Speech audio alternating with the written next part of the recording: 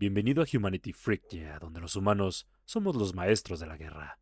Pero antes, gracias a Merlín Carpio, vivimos en una sociedad. Camus 16, Carpincho 47, El Shocas, Emi, Christian Dex, Kate 7 Board y Zarate Dev por apoyar al canal y ser miembros de la comunidad. Dicho eso, vamos con la historia. Los humanos son los maestros reticentes de la guerra. Capítulo 6. Soy Karanya, y soy el excomandante de la flota del sector Nadar. Sí, soy el homónimo de la batalla que la mayoría de los Hatsai llama la locura de Yar. Sin embargo, necesito recordarle a cualquiera que lea esto, que este nombre, para la batalla, es una creación posterior a la guerra. En ese momento, simplemente se refería como la batalla del sistema 6636HU por nuestra gente y la batalla de la Tierra por los humanos. Tenía pocas razones para creer que lo que hice resultaría en algo más que la victoria. Cometí un error. Lo veo ahora. Pero no me disculparé por mi fervor en intentar vengar la muerte de la familia real y tomar la iniciativa para el imperio en la guerra en la que nos encontrábamos. Yo, junto con el resto de la flota, recibimos la noticia de sus muertes unas pocas horas después de esa aberración de palabras llamada el discurso. Obviamente, nos golpeó a todos con fuerza. Todos los miraban con reverencia. Eran nuestros líderes espirituales, el alma de nuestra especie. No había ni un Hatsai vivo que yo pudiera pensar que habría rechazado una solicitud de ellos. Creíamos que sin ellos ya no tendríamos ninguna dirección como pueblo. Ahora se habían ido.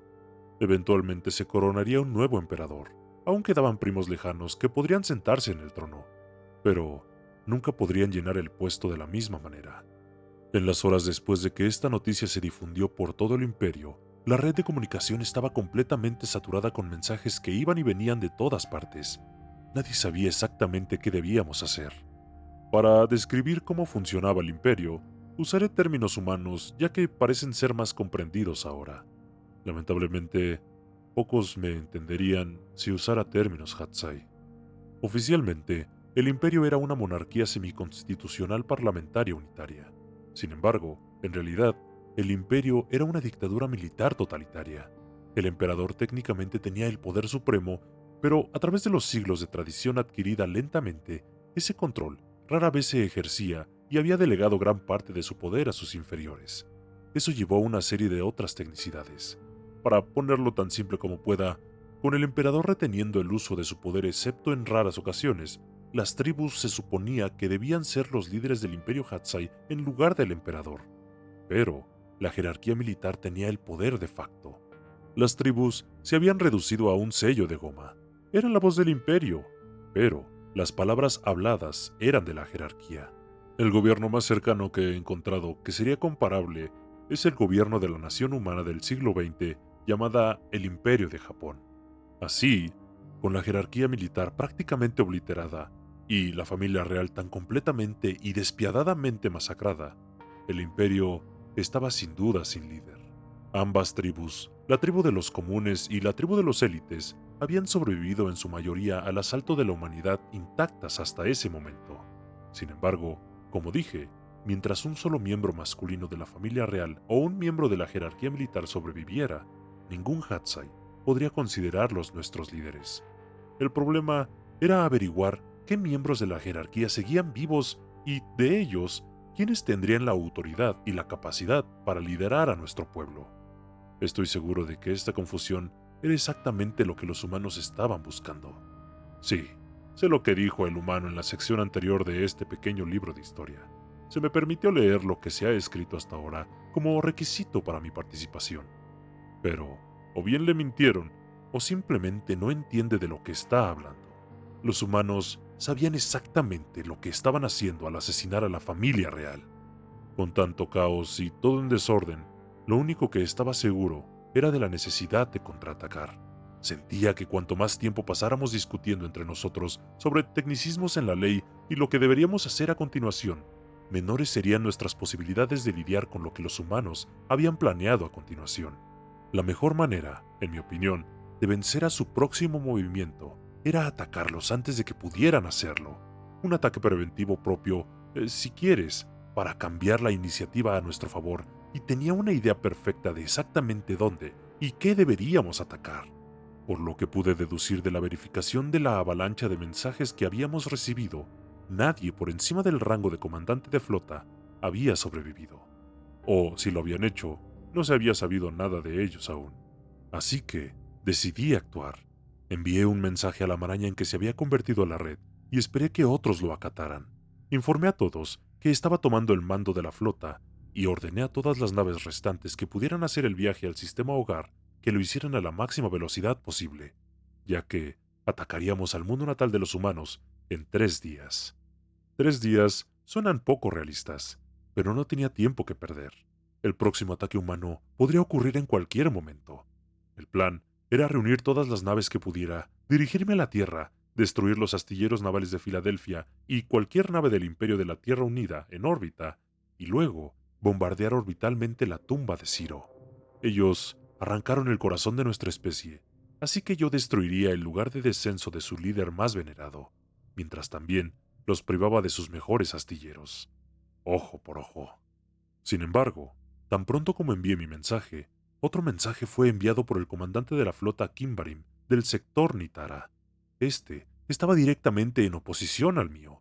Ordenaba a la flota que me ignorara y mantuviera sus posiciones hasta que las cosas pudieran resolverse. Esto inició un debate de ida y vuelta. A medida que se intensificaba, las cosas en la red se calmaron. Parecía que todos decidieron esperar y ver quién saldría dominante. Yo argumenté lo que había dicho anteriormente, que necesitábamos contraatacar y tomar la iniciativa de los humanos. Él argumentó que eso era exactamente lo que los humanos esperaban y que estaban esperando que arrojáramos la cautela al barranco y cargáramos contra ellos a ciegas. Sé que ahora, con la guerra detrás de nosotros, es fácil decir que obviamente Kinbarin tenía razón.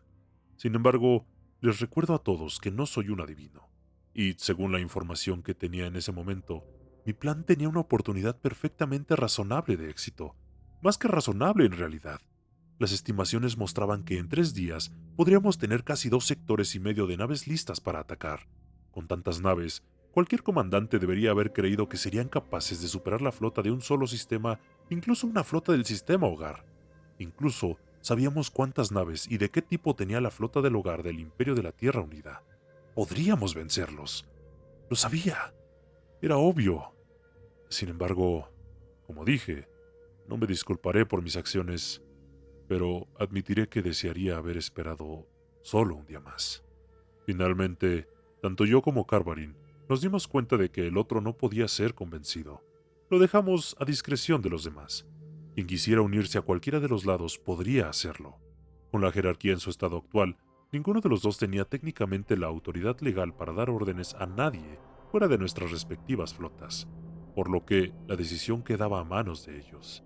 Después de 3 días, mi fuerza casi se duplicó a poco menos de 2 flotas de sector. El núcleo era mi propia flota de sector, que estaba reducida a aproximadamente el 70% de su fuerza total gracias al ataque sorpresa. El resto estaba compuesto por naves de cada otra flota del sector, destructores de Impin, acorazados del Imprin, incluso algunos cruceros de la propia flota de Carvarin se unieron a nosotros. Obviamente, debido a la distancia, la mayoría de las naves provenía de la flota del sector Kensar, ya que el sector limitaba directamente con Adar. Cualquier nave de sector más allá solo estaba allí porque había estado fuera de su sector en el momento en que hice el llamado por alguna razón. Contemplé esperar un día más, pero decidí ceñirme a mi plan. Una vez que se acabó el tiempo y las naves estuvieron listas, pusimos rumbo a la Tierra y partimos para extraer venganza. Cuando llegamos a la Tierra a mediodía después, nos encontramos en órbita con casi toda la flota del hogar del Imperio de la Tierra Unida. Estaba atónito. Había esperado algunas naves, pero ¿no casi toda la flota? ¿Cómo podían haber sabido que veníamos? Puedes seguir una nave mientras se desplaza en el espacio al conocer su rumbo y la perturbación del espacio-tiempo que deja atrás por un tiempo, pero ninguna nave humana nos había visto partir. Entonces, me di cuenta. Sus naves furtivas, particularmente las que habían destruido la mina Hidek, nunca se habían ido, sino que habían permanecido en el sistema Nadar, observándonos. Si ese era el caso, entonces eso también significaba que las naves humanas eran más rápidas que las nuestras. Era casi increíble. Cuando partimos, Nuestra inteligencia había indicado que la flota del hogar del Imperio de la Tierra Unida todavía estaba en gran parte en el muelle en Marte y la Tierra. Para que nos hubieran visto partir, llegar a la Tierra antes que nosotros, y para que la flota se hubiera organizado tan rápidamente, tendrían que haber llegado menos de un par de horas después de partir. También significaba que el Imperio de la Tierra Unida sabía que vendríamos y mantuvo sus naves en alerta máxima, listas para desplegarse en cualquier momento. Había esperado lo último. Claramente se habían estado preparando para la guerra durante un tiempo, pero nunca consideré que pudieran moverse tan rápido. Obligué a que el shock de estas revelaciones se fuera al fondo de mi mente. Nada de eso importaba ahora. Todavía lo superábamos en número por un gran margen, y si actuábamos lo suficientemente rápido, podríamos lograr nuestros objetivos y partir antes de que llegaran los refuerzos. Asigné un par de acorazados con algunos cruceros y un destructor de escolta para atacar los astilleros navales de Filadelfia, mientras el resto de la flota se enfrentaba a la flota del hogar del Imperio de la Tierra Unida, y nos abríamos camino hacia la posición sobre la ciudad del Cairo, donde se encontraba la tumba de Ciro. Cuando di la orden, la batalla comenzó. Las railguns humanas, que eran más poderosas que las coilguns de nuestras naves, eran devastadoras en el combate cercano y podían perforar fácilmente cualquier cosa más pequeña que un acorazado. Sin embargo, para hacerlo, tenían que desactivar nuestros escudos. Eso significaba usar hordas de misiles, algo que los humanos tenían en abundancia. A medida que nuestra línea del frente, compuesta por los grupos de acorazados Arvin, Medkar y Yanarus, avanzaban hacia la flota del Imperio de la Tierra Unida, era deslumbrante ver la cantidad de misiles que los envolvía. Nuestros PDGs, la única arma balística propulsada químicamente que empleábamos en ese momento, estaban haciendo su mejor esfuerzo, pero el volumen era abrumador. Destrocé varias alas de cruceros para intentar flanquear a los humanos desde abajo y dividir su fuego. El enjambre disminuyó ligeramente, pero no mucho. No pasó mucho tiempo antes de que las naves comenzaran a perder sus escudos y fueran destrozadas por el fuego de las railguns desde todos los lados. Dos de nuestros acorazados habían estado volando demasiado cerca uno del otro, y un capitán humano innovador impulsó su propio acorazado a lo largo de su longitud, perpendicular a ellos, y con sus escudos caídos, disparó su railgun espinal a través de ambos, golpeando ambos reactores y destruyéndolos. Sin embargo, los humanos no salieron ilesos. 4 de nuestros cruceros rodearon un acorazado humano, el ENS-PR, y bombardearon sus escudos con hordas de torpedos no guiados. Nuestras naves estaban diseñadas para combates muy cercanos, por lo que habíamos considerado innecesario un sistema de guía. Una vez que sus escudos cayeron, una masa de rondas de coilguns forzó su camino a través de su armadura y hacia su reactor. En general, la batalla fue muy dura, pero estábamos avanzando. Las naves del Imperio de la Tierra Unida, a través de maniobras muy sofisticadas, lograron mantenerse frente a nosotros y continuaron tratando de detener nuestro ataque, pero estaban muy a la defensiva. Nuestro feroz combate se estaba volviendo demasiado para ellos. En los astilleros navales, nuestra fuerza de tarea había logrado eliminar el pequeño número de cruceros y fragatas del Imperio de la Tierra Unida que los defendían, y ahora, golpeando los escudos protectores de los puertos individuales. Tomó alrededor de una hora, pero pronto, la flota principal estaba casi dentro del rango de bombardeo de El Cairo, y los astilleros navales estaban cerca de la destrucción. Nuestra moral, a pesar de las grandes pérdidas que estábamos sufriendo, comenzó a elevarse, y los capitanes comenzaron a preparar sus coilguns para el fuego de órbita a superficie. A pesar de que los restos de la flota del hogar del Imperio de la Tierra Unida aún los enfrentaban en una batalla desesperada, parecía que nuestros números superiores estaban ganando el día. En un instante, todo cambió. Advertencia. Se detectan múltiples firmas de curvatura. Esas palabras me perseguirán para siempre. Estábamos tan cerca, y sin embargo, la victoria nos fue arrebatada de las manos. Desde arriba, cientos de naves de la quinta flota humana salieron de velocidad de curvatura, descendieron directamente y como una lanza, atravesaron el corazón de nuestra formación. Nos tomaron completamente por sorpresa cuando decenas y decenas de nuestras naves perdieron sus escudos por un tsunami de fuego de misiles y posteriormente fueron acribilladas con proyectiles de railgun. Muchos disparos encontraron su objetivo en nuestros reactores. Citando la memoria de un veterano del Imperio de la Tierra Unida al ver este contraataque, entonces, la quinta flota apareció sobre la flota Hatsai y se lanzó sobre ellos como la caballería cargando al ataque. Se enfrentaron y en minutos los Hatsai se desmoronaron como una galleta seca. En un periodo de tiempo muy corto, lo que había sido el inicio de una gran victoria se convirtió en una derrota increíble. Estaba bastante claro que la pelea estaba perdida. Ahora era nuestro turno de ser superados en número, y rápidamente fuimos rodeados. Las pocas docenas de naves restantes continuaron luchando, pero supe que no servía de nada y di la orden de retirarse. Me senté en mi silla de mando y comencé a poner mi cabeza en mis manos en duelo por nuestra derrota, cuando mi navegante me informó que el motor de curvatura no se activaría. Volví a prestar atención y le pregunté por qué. Cuando no pudo dar una respuesta, entonces pregunté si los restos de la flota habían logrado escapar. Esperaba que, incluso si no podía seguirlos, al menos pudiera regresar y contarle a Kinbarin lo que había sucedido. Me sentí envuelto por el miedo, la sorpresa y la confusión cuando la flota tampoco parecía poder activar sus motores de curvatura. Sin otras opciones, debo enfatizar ese punto, ordené a nuestras naves restantes que cesaran el fuego. Algunos, desde la guerra, han intentado afirmar que di esta orden como un acto de cobardía. Aunque estaba dispuesto a morir para vengar al emperador, no consideré cobardía. Rendirse cuando continuar luchando no lograría nada para avanzar en ese objetivo y solo llevaría a nuestras muertes.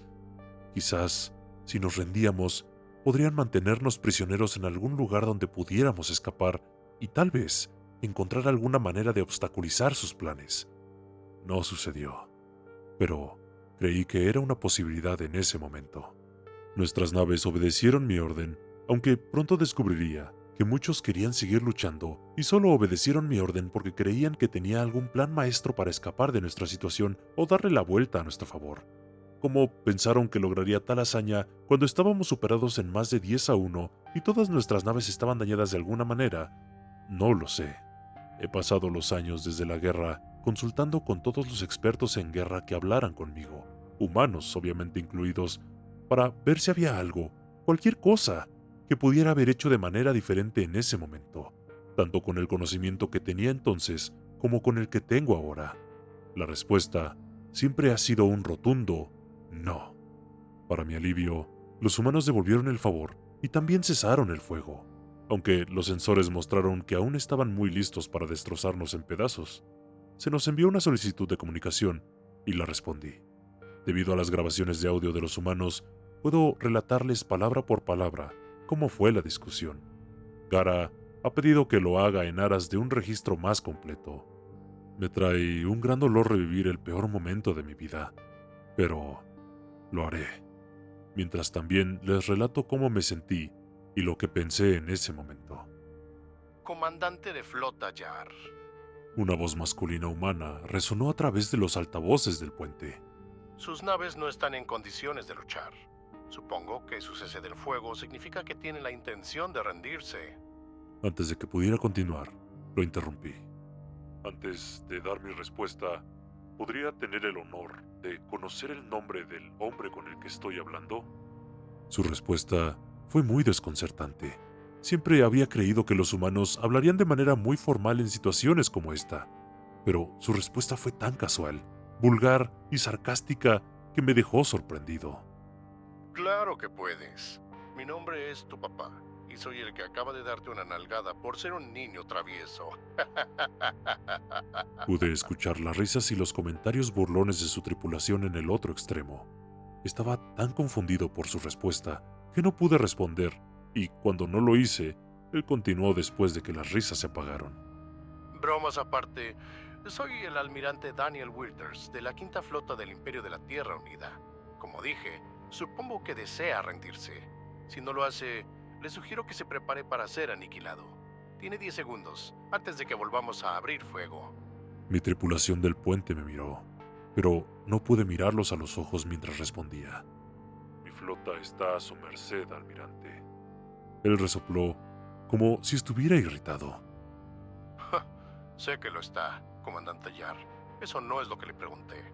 Pregunté si se estaba rindiendo. Me di cuenta de lo que quería que hiciera. Quería que dijera las palabras. No estaba de humor para juegos, así que lo complací. Sí, me estoy rindiendo. Yo y mi flota.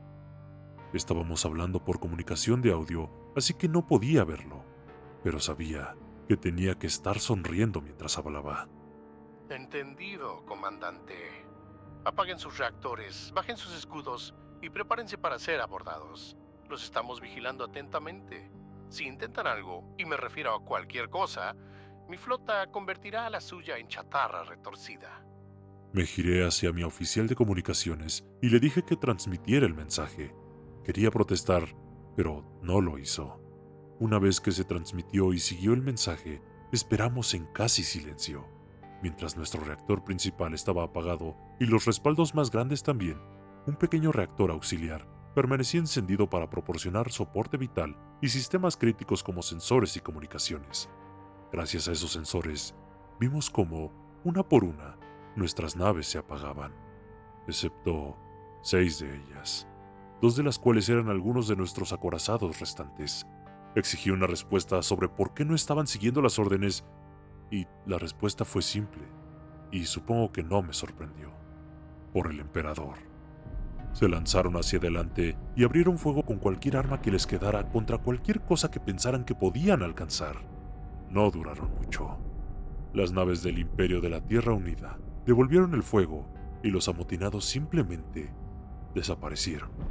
Incluso desde mi posición, la lluvia de misiles y balas de Railgun podría haber oscurecido el sol si hubieran estado más juntos.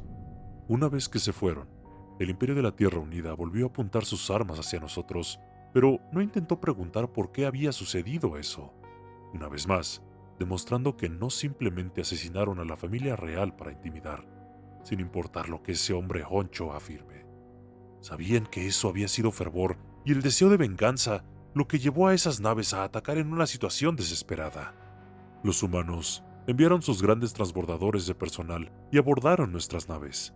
El almirante Wilders vino en persona para aceptar formalmente mi rendición. Algunos miembros de la tripulación de mi nave intentaron resistirse a ser capturados, pero fueron sometidos, o en el caso de los que resistieron violentamente, fueron disparados. Desde la guerra, esto se ha retratado como un crimen de guerra, como si esa palabra incluso aplicara a algo tan menor ahora, por fanáticos imperiales. Aunque no lo aprecie, debo admitir que fue autodefensa justificada. Nosotros habríamos hecho lo mismo. Mientras mis hombres eran cargados en los transbordadores, a mi tripulación del puente se le permitió quedarse para operar los sistemas necesarios mientras se llevaba a cabo la evacuación, bajo supervisión humana, por supuesto, que incluía al almirante Withers. Justo antes de que la evacuación se completara, comenzaron a llegar lecturas extrañas de nuestro acorazado restante. Rápidamente, nos dimos cuenta de lo que habían hecho. Con un uso sutil de los propulsores, habían logrado acercarse a un grupo de cruceros humanos y su acorazado líder. Luego, reiniciaron su reactor, pero lo hicieron de la manera incorrecta y ahora estaba configurado para sobrecargarse en menos de 1 minuto. Withers no necesitó transmitir esto a sus hombres, ya que ellos también podían notarlo y habían comenzado a moverse fuera del camino. Antes de que pudieran hacerlo completamente, el reactor se volvió crítico. El acorazado humano había sido demasiado lento y quedó atrapado en gran parte de la explosión, sufriendo daños críticos. Los cruceros, sin embargo, tuvieron más suerte y solo sufrieron daños moderados. Withers exigió una respuesta de mí, pero le dije que no les había ordenado hacer tal cosa, ya que si lo hubiera hecho, habría sido un acto de toda la flota, no solo de una nave. Aceptó la respuesta, pero la evacuación de las naves se aceleró, y antes de que pasara mucho tiempo, eran cascos vacíos flotando en el espacio. Mientras viajaba en un transbordador hacia la Tierra, le pregunté a Withers por qué mis naves no podían escapar usando el salto. Él simplemente se rió y no me respondió. Era un hombre inteligente, y no quería arriesgarse a que el método se conociera, incluso si nuestra fuga era improbable. Si hubiéramos descubierto esto en ese entonces, bien podría haber cambiado el curso de la guerra. Admito abiertamente que mi comprensión del siguiente tema es bastante limitado. Bien podría tener cosas completamente equivocadas, incluso si entiendo el efecto general. Si deseas entenderlo mejor, es mejor hacer tu propia investigación. Supe después de la guerra que los humanos habían descubierto una partícula de origen natural a la que llamaron partículas de Hartmann. Interactúan con el espacio-tiempo de tal manera que, en teoría, podrían interrumpirlo si la concentración de ellas fuera lo suficientemente grande. Por lo general, están tan poco concentradas que su interacción con el espacio-tiempo es prácticamente imperceptible. Debido a esto, generalmente no tienen ningún efecto real en los viajes por salto, que, por supuesto, dependen esencialmente de doblar el espacio-tiempo alrededor de una nave para permitirle eludir el problema de masa y energía que restringe a los objetos con masa a velocidades por debajo de la velocidad de la luz. Como dije, sin embargo, en una concentración lo suficientemente grande, podrían interrumpir el espacio-tiempo y así interferir con la capacidad de un motor de salto para doblar el espacio-tiempo, lo que haría imposible el viaje por salto. Los humanos habían encontrado una manera de recolectar estas partículas en una forma especial de contención que permitía a una nave que las llevaba aún usar el viaje por salto. Desde antes de la guerra, habían estado recolectando estas partículas y tenían suficientes para comenzar a usarlas si así lo deseaban, como una forma de prevenir el viaje por salto dentro de un área determinada. Después de haber sido usadas, podían ser recolectadas nuevamente para su uso futuro y para reactivar el viaje por salto en esa área.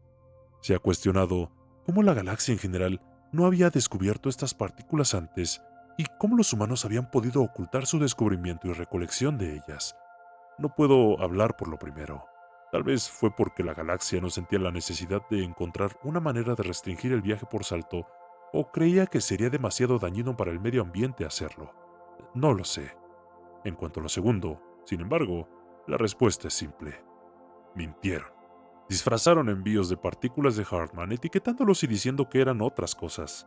Envíos de minerales, otros materiales científicos, excremento de cerdo. Lo que consideraran una buena historia de cobertura. Las almacenaron para el momento adecuado y, cuando llegó el momento, distribuyeron contenedores de partículas de Hartman a las naves de la flota del hogar. Mientras avanzábamos, a través de sus líneas, usaron sus maniobras para mantener al frente como una cobertura para esparcirlas por todo el campo de batalla. Era como una trampa de osos en la que íbamos a caer, y cuando lo hicimos, quedaríamos atrapados e incapaces de escapar. Por supuesto, no sabía nada de esto en ese momento. Todo lo que sabía era que había llevado 2/5 partes de nuestra flota restante a lo que era esencialmente una emboscada, aunque los humanos no habían planeado que resultara así. Ellos esperaban que hiciéramos un contraataque rápido, sabían de dónde vendría y cuál sería su objetivo, pero subestimaron lo duro que lucharíamos. La intervención de la Quinta Flota no había sido planeada. Ellos esperaban que la flota del hogar fuera suficiente para ganar el día y habían ocultado los barcos restantes de la flota detrás de la luna de la Tierra, para luego atacarnos por la espalda.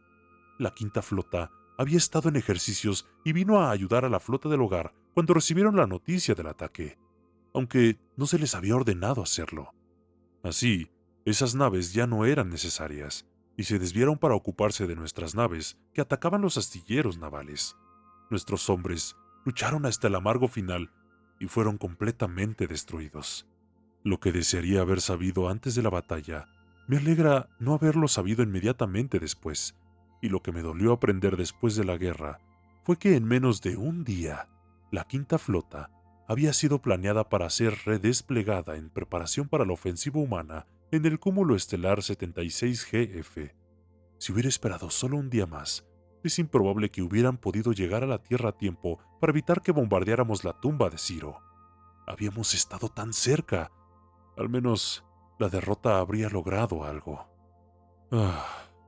Como decía, los transportes se dirigían a El Cairo, tanto para procesarnos como prisioneros de guerra, como para darnos una visión de lo que habíamos intentado destruir. La tumba de Ciro era una vista impresionante. Ya lo sabía antes de la guerra, ya que había estudiado un poco de los principales hitos de la Tierra, y la tumba de Ciro era, sin duda, un hito importante. Era una estructura masiva, construida como los antiguos castillos humanos. Se elevaba por encima de todo lo que tenía delante, y, sin embargo, estaba construida de tal manera que parecía que el propio planeta la había construido. La arena se curvaba por sus paredes y se amontonaba en sus almenas. Se suponía que simbolizaba que la propia Tierra lloraba su muerte y deseaba proteger su cuerpo. Considerando la importancia que luego encontraríamos en Ciro, el primer y único emperador de la humanidad, para la historia humana y su estado actual, es apropiado. Mientras la vista de la tumba se cernía en la ventana, volteé hacia el almirante Wilters y le pregunté cómo podían los humanos estar tan preparados para la guerra y ser tan capaces de hacerla cuando la última había sido librada por sus bisabuelos. ¿Cómo podían ser tan belicosos y sin embargo tan pacíficos y perdonadores con sus conocidos alienígenas? Me miró y lo que dijo a continuación, nunca podré olvidarlo. Los humanos tenemos un dicho. Es antiguo, originario de un idioma que ahora está prácticamente extinto. Si vis pacem, para bellum. Volteó a ver hacia la tumba. Si quieres paz, prepárate para la guerra. Solo pude mirarlo en silencio. La revelación de que la humanidad no solo se había estado preparando para la guerra durante unos meses, sino que realmente lo había estado haciendo desde la última guerra, no me servía de mucho ahora. Pasaría el resto de la guerra como un prisionero en un campo en un planetoide que los humanos llaman Setna. Era un lugar espantoso y del cual no hablaré. Si existe un infierno, es esa roca helada flotando en medio de la nada. Todo lo que importa es que allí pasaría los próximos años junto con tantos otros oficiales medios y altos rangos Hatsai, lejos del calor de una estrella y prácticamente desconocidos para el resto de la galaxia. Si tan solo hubiera esperado un día más.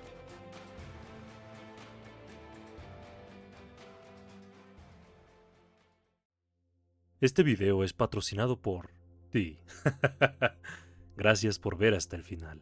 Además de crear contenido para ustedes, también tengo un negocio de productos de madera personalizados, desde decoraciones temáticas de ciencia ficción hasta artículos únicos hechos a mano.